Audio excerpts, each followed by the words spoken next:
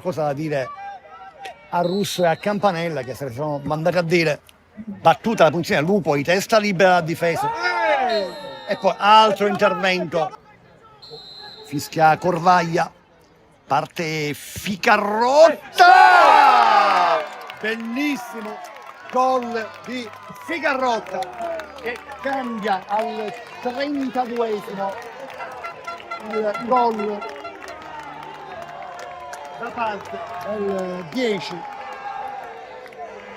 dell'Accademia.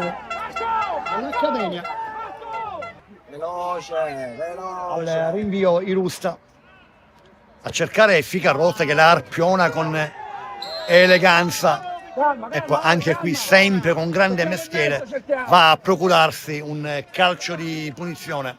Ma fino a quel momento la Parma non aveva mai rischiato nulla, battuta subito la punizione, Cammarelli solo la mette al centro e arriva il raddoppio da parte dell'Accademia. Qui ingenuità da parte della difesa che non va a coprire, e quindi arriva il raddoppio. Il gol al 38esimo porta la firma di Agnello, se non andiamo errati,